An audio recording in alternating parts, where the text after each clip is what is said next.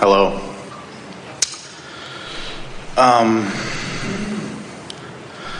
I'm still a little confused on certain things, like the fact that we are unlimited, infinite beings. Why does it matter, say, like what we eat, like organic food to inorganic food? It wouldn't matter if there were not conflicts within you. Mm-hmm. In other words, it isn't you getting out of sync with other physical things. It's you out of sync with you. Mm-hmm. It's when you have desires that your beliefs challenge, there's vibrational discord within you. Mm-hmm. Okay. So would it be better for us to eat organic foods, not drink alcohol, not smoke cigarettes? Well, it depends on the amount of airtime, thinking time that you've given. In other words, mm-hmm.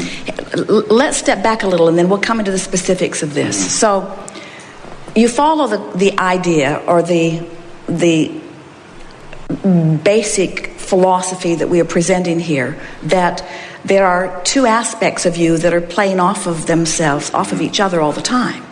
There's this non-physical energy, eternal part of you, and then there's what you're allowing in any moment in time. Mm-hmm. So in an ideal world, from our perspective, in every moment you would be so sensitive to the way you feel that when you think a thought that feels off, you just say, oh, that's off. Let me see if I can find one that feels a little better. In the same way that you finely tune your radio dial rather than listening to static.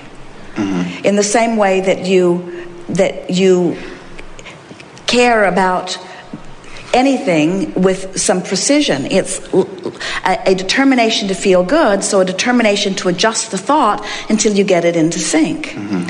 But most people have not been sensitive to their emotions, and so they've practiced thoughts by virtue of other standards. Instead of using the standard of how in alignment I am with this, which means how close I am to who I really am, how up to speed I'm staying with who life has caused me to become. Let's say this another way. Your source energy, you come forth, part of you, into this body, you bang around like you knew you would, leading edge creative genius that you are. You know what you don't want, you know what you do want, and every time you know what you do want, that larger part of you morphs into that improved condition. Mm-hmm. So through your life, you are causing the larger part of you to become. The question is, are you keeping up with what you've become? And your emotions are your indicator of whether you are or not.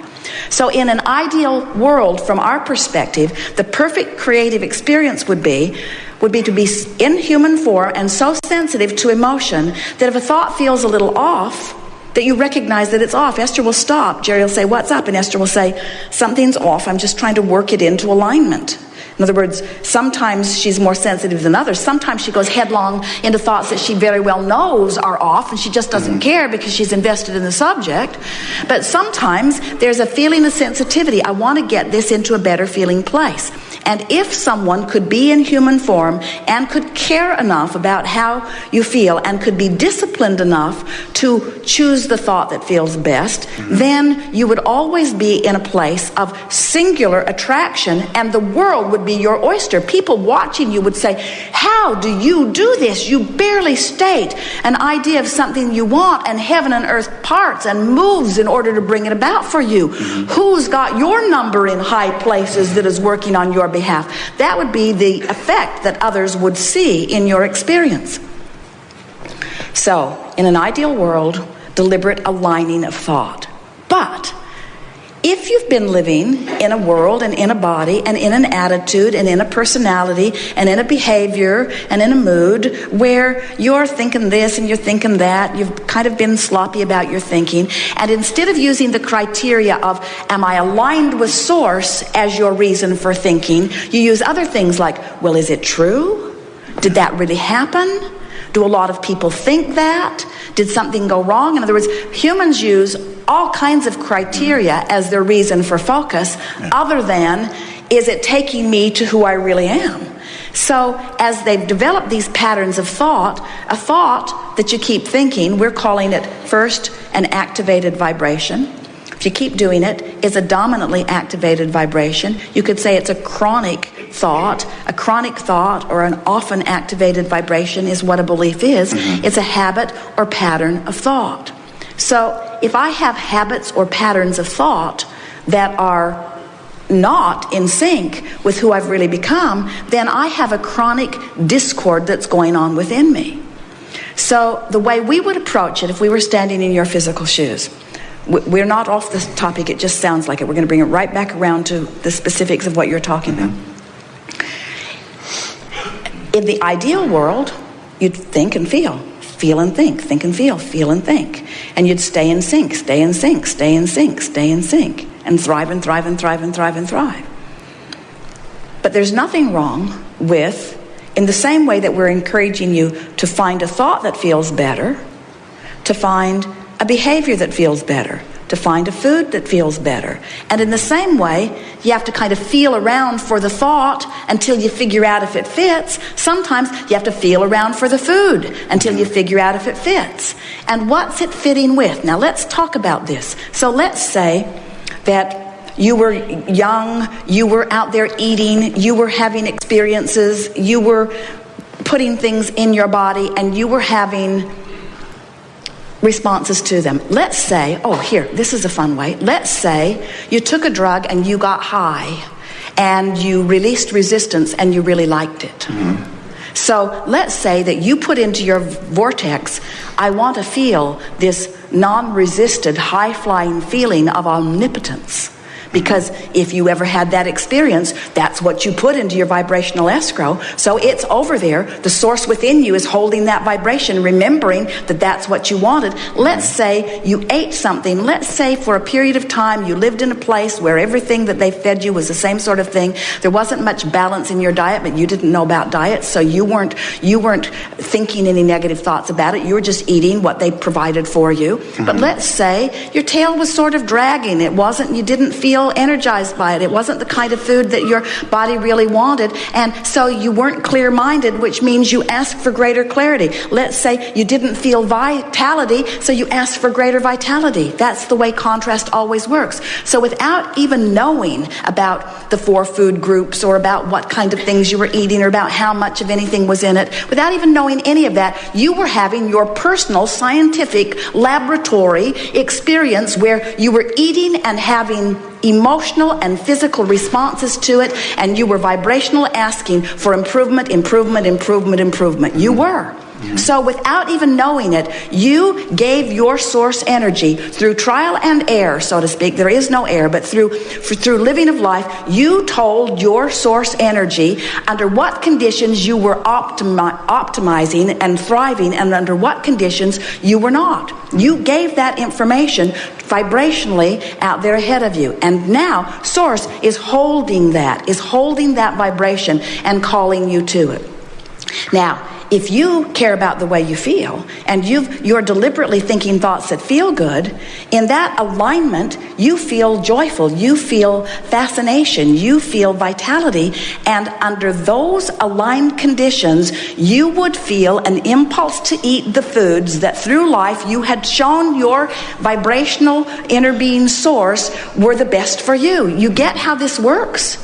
In other words, you wouldn't need to read a book about what combinations of foods are good for you. You wouldn't need to know what vitamins or minerals or fibers or any other thing were in them. You wouldn't need to know that in terms of someone else's description, because you've been eating them, you've been having responses to them, you've been putting forth vibrational requests for them, and the source within you knows how to help you thrive.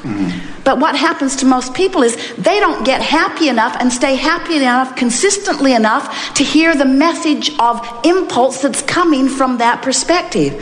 This is leading edge stuff, folks. We've never taken nutrition or diet or metabolism to this far vibrational place before. Can you feel it? In other words, when you are tuned in, tapped in, turned on, the things that appeal to you, the things that occur to you are the things that work, the things that are the best for you. But what happens with so many, almost everybody questions almost everything that you do, because you haven't consistently maintained your alignment with source energy. You haven't stayed joyously happy long enough to really get your footing, to really know. And so And so as a result, you look to other sources as your reason to do the things you do. Now this takes us back to the conversation that we had earlier about what's the difference between the emotional guidance that you are listening to and the intellectual guidance. You could read so many books, and we're surprised any of you can find anything to eat.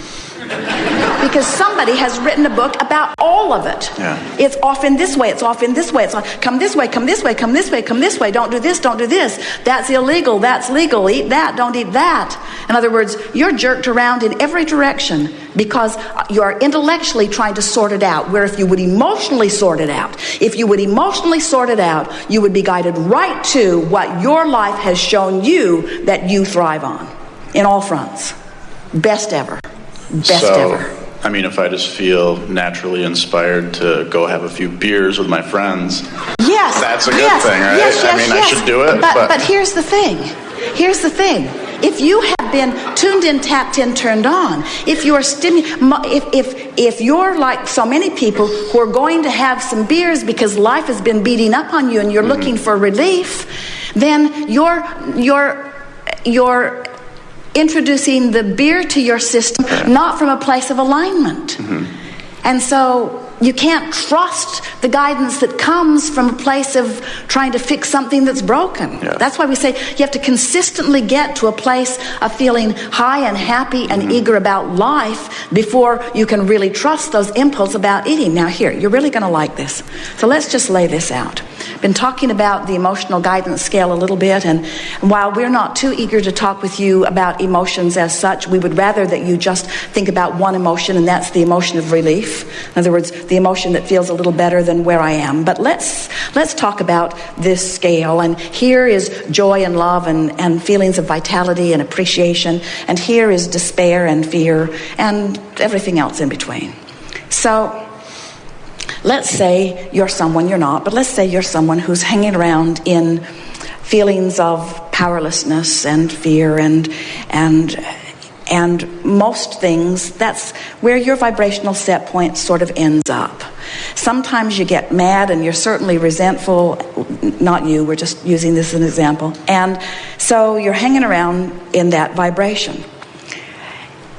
It is chartable. It is provable. There is evidence everywhere that people who chronically hang around in that vicinity have specific illnesses that are the indicators that they're hanging around in that vicinity. In other words, a chronic vibrational attitude of despair and fear brings diseases that match that, while overwhelmment brings diseases that match that. And joy, listen to the careful choosing of this word, joy brings diseases that match that. Only on the joy end, we can't call it disease, we must call it ease. So there's ease disease, ease disease, ease disease. You get how it works? And you are as diseased as you are not eased, and you are as eased as you are not diseased. You get it? In other words, there's allowing and there's resisting. And so here's this sliding scale. And it is chartable. In other words, if you spent time looking at autopsies, wanted to get your attention with that drama, and then personalities and behaviors and moods from the people that knew them, you would be able to see the accuracy of that. So now, so do you accept that? Yes. So what about this? So we've got this chart laid out, and let's say you figured out where you hang out on the chart. Layers of that chart will show you. We could show you what traffic patterns are around you, depending on where you hang out. We could show you what relationships you have with other people, depending upon where you hang out. We could show you your economic achievement, depending upon where you hang out. In other words, everything that is reflected in your life is understandable by virtue of where you hang out, and the stuff you choose to eat, too. The stuff you choose to eat, too. The better you feel, the more you are inspired to the food that the source within you has gleaned from living in your body makes you thrive. It's just that simple.